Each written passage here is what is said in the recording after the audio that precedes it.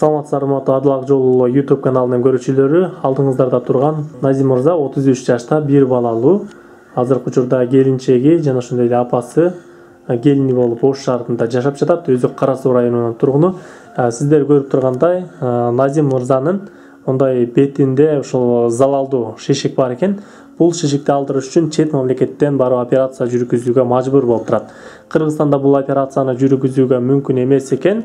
Бул врачтардын айтуусуна караганда, себеби бул шишик кан тамырлар менен тыгыз байланышта болгондуктан абдан кооптуу операция жүргүзөт экен. Ошондуктан Кыргызстандагы врачтар мүмкүн болсо колдон келсе чет мамлекеттеги дасыккан врачтар операция кылсын, анализдерди ошолорго көргөзгүлө деп жиберип жатыр. Ал эми азыркы учурда Түркия менен мындай сүйлөшүү иштерин жүргүзүп жатыр. МС клиникасы менен сүйлөшүү иштерин жүргүзүптүр. Мындай документтерди, кагаздарын жөнөтүшүп, алар жалпы суммасынан айтканда 30 миң доллардан ашык акча каражатын сурашыптыр. Азыр ошол акча каражат жок болгондугуна байланыштуу коомчулукка чыгууга аргасыз болуп турат. Эмесе өзүңүздү тааныштырып, анан кайрылуу жасай берсеңиз. Өзүңүз, аты жөнүңүз ким, ооруңуз качан башталган? Мен атым Назим, өзүм 33 жаштамын. Бул оору башталганына ошо 2,5 жылдай болуп калды. Негизи 1,5 жыл болгуча келе эле жүргөнбүз. Ошо былтыртан бери өтө чоңоюп, табырлап кетип атат бара-бара. Анан ошол Кыргызстанда кичинекей чоң больницаларга 2 жолу көрүнүп келдим. Алар ошол чет мамлекетке деп совет берип атат. Что биз Кыргызстанда жетиштүү эмес экен. Аларга мен өзүм каражатым жок болгон себептүү ошо элге кайрылып жардам сурайын деп чечтим. Сиздин үйдө мүмкүнчүлүктөр бар, мисалы жардам бере турган? Жок, азыр үйдө мүмкүнчүлүк ошо үй бүлөнү өзүм жалгыз багам. Бизде шартым жок болгонуна байланыштуу өзүм рөл машинасына аренда кайдап, такси айтып, үй бүлө багам өзүмчө. Такси кылып атасызбы бирөө? Такси кылып, ошо рөл машинасына айдап, такси кылып үй бүлө багам. Бул учурда жашап турган үйдө эле бирөөнүн үйү. Буга ошо айла корпо төлөп, кайтып болуп жашайм бул жердечи. Бул өзүмдүн үйүм эмес. Ошо такси кылып, айдоочулук кызматта иштеп, ошо үй бүлө багам. Такси кылып күнүмдүк тиричиликти кылып, квартплатты берип, квартплатка канча бересиз? Квартплатка ошо 17 миң 800 миң төлөйбүз. Азыр учурда ушундай кымбаттап кетти. Өзү негизи арзан эле болчу. Бул үй лигасы студенттер келгенине байланыштуу азыр үйлөр кымбат тартсам квартплаттарды. Негизи ошо вактылуу дарыланып турганга дагы, анан ошо больницаларга көрүнүп турганга дагы бул онкологический оорунун дары-дармеги деле кымбат турат экен. Анан ошого элден кайрылып жардам сураган себеби деле ошол негизи. Ошо бир аз жардам болсо деп өзүм жалгыз кыйналып кеттим. Ошого жардам сурап жатам. Тууган уруктар барбы? Алар кандай жардам бере алабы? Тууган уруктар көп баары эле билет мен ушундай ооруганымды, бирок пока ушуга чейин бир да жардам бере элек мага.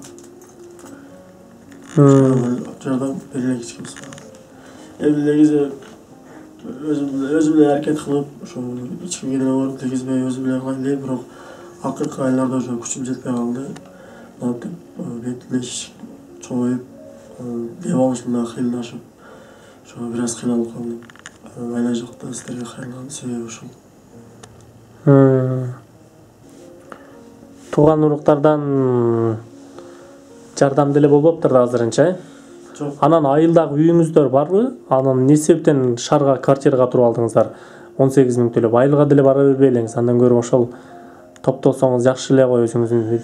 Айылда жумуш жок болгонуна байланыштуу шаарда ошо эптеп бирдекелерди кылып эптеп үй бүлө багалы деп шаарга келгенбиз. Ошо 10 жылдан өтүп калды.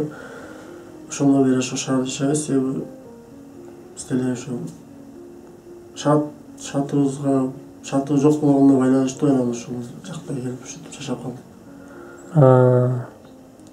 Эми айылда бир тирлик кылып укат тапканга бир шарт болгондуктан анан жок шаарга келип ошо ар кандай жумуштарды кылып ошо үй бүлө багуу максатында ушинтип Өзүңүз. Азыр учурда ошо өзүм жалгыз үйлө балам. Башка жакта биздин үй бүлөгө дары дармегиме же болбосо мени больницага деген эч жактан жардам болбойт. Ошол себептен ошо элге кайрылып операцияга болсо дагы убактылуу ошо дарыланып турганга жардам сурап максатында кайрылып жатам. А Түркиянын МС клиникасы эмне деп айтты сиздерге? Түркиянын МС клиникасы ошол эки вариант бар дейт. Ошо биринчиси эле ошол бир айга жакын Түркияда лечение кылып көрөбүз деди. Ошол леченияден ийгиликтүү өтсө, операциясы ошо 15 000 долларга бүтүп калат деди. Эгер андан дагы ийгиликтүү болбой калса, ошо сеники уже өтүшүп кетиптир оору. Анан ошого болбой калатыр болсо 35 000 долларга чейин барат операциянын акысы кызматтары менен. Ошол эми акча каражат жок болгонго байланыштуу. Негизи өзү унча акча топтош деле кыйын болсо керек. Сиздерге жардам бере турган үй бүлөдө бирөө жарым барбы? Канча бир туугансыз? Үй бүлөдө мен эң чоңмун. Бир туугандарым ошо Россияда, анан өздөрү менен өздөрү бала чакасын багып.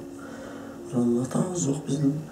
Апам менин колумда, анан өзүм бала чакам ошо өзү. Анан үйдө акча таап, продукт алып келе турган үйгө бир дары дармек алып турган мен өзүм жалгызым да.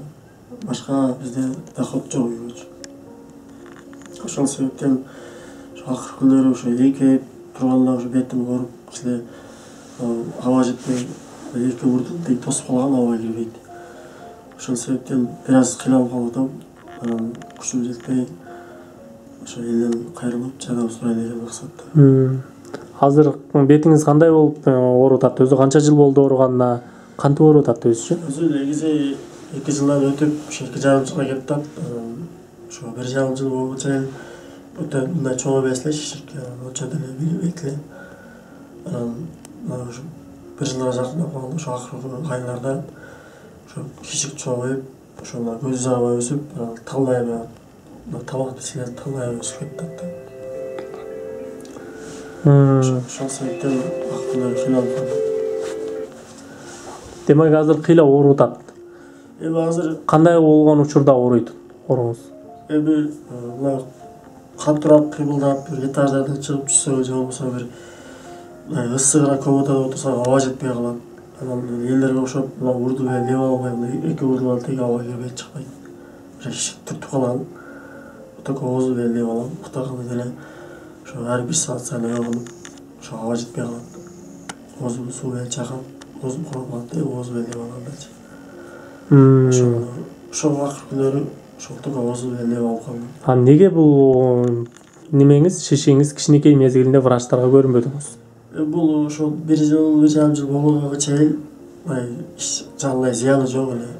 Дем алыштарым деле жакшы болчу. Ошо кичинекей эле тиш ооралуу эле эшик болуп турат эле, башка зыяны жок эле. Ошо жакындан бери ушинтип чоңоюп, ошо мына мурдум тосулгандан кийин анан көз жагыма карап өсө баштаганда уже кыйнала баштадым. Демек шишик чоңойгон сайын сиздин дем алууңуз, көзүңүздүн көрүүсү да начарлап атабы? Ошо врачтар айтат, ошо операция болгондо ошо сол көзүм деле ошо вопрос болуп турат. Сол көзүм деле ошо эмеси болушу мүмкүн дейт. Ошо ана шишик көздүн ичине карай өсүп атат да. Өдөп туруп, бурдум түрттү да, анан көзүмө карай өсүп кетти. Бул жарылбайбы экен? Талдайбы карабастан. Бул кыпкызыл көш сыяктуу болуп эле ошо тамырлары көрүнүп турат, оозун ачса көрүнөт. Тамырларыбы? Калса азыр көрсөтөм. Кичине көрсөтүңүзчү. Кана?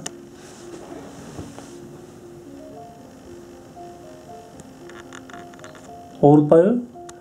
Ошол оорутканда ошо бетимдин сол жагы, анан башым кошуп ооруп да.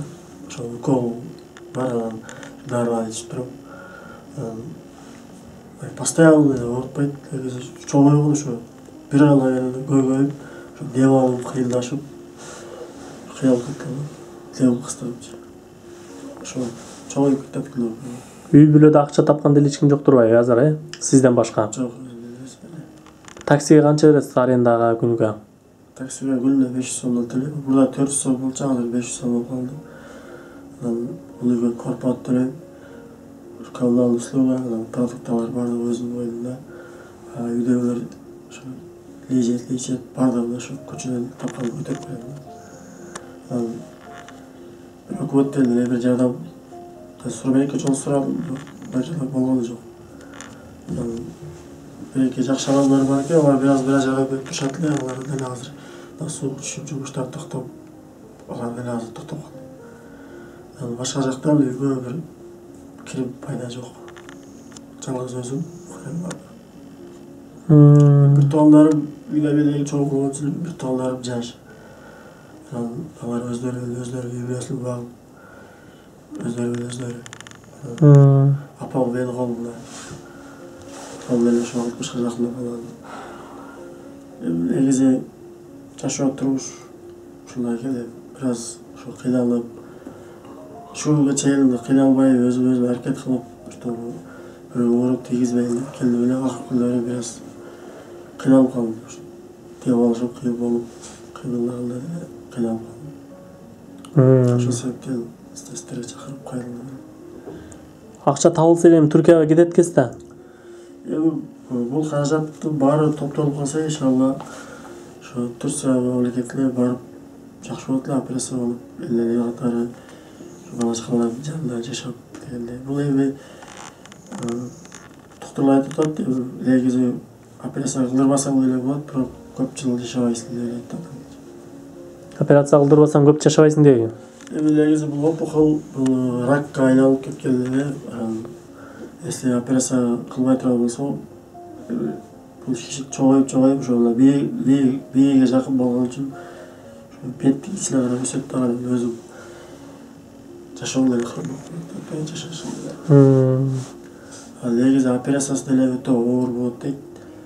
Операция болсо, беттин сол жагы сөөлүк бөлүктөр кошулуп кесилип, ордо ошо протез болот дейт.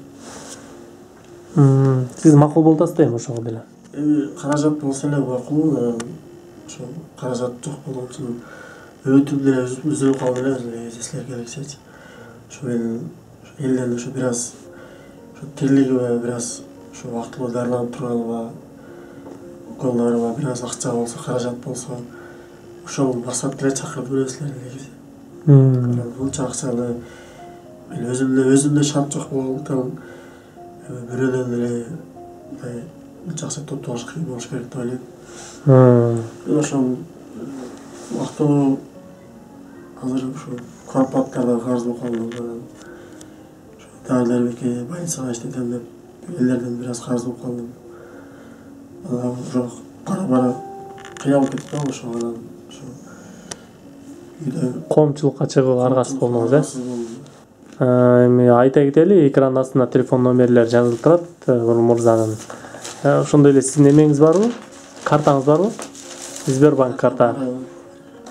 Сбербанк карта болсо, ошолорду эме кылсаңыз болот. Ал эми мыналар болсо, бул оорусу туурасында тартылган рентген кагаздар. Эки папка алып кеттим.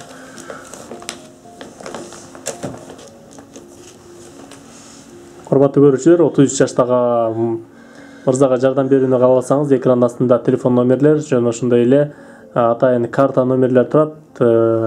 Өзүңүздүн атаганыңызды сөзсүз түрдө которсоңуз, ушул бир адамдын өмүрүн узартууга салымыңызды кошкон болосуз. Биз сиздер менен кайрадан байланышабыз. Саламатта калыңыздар.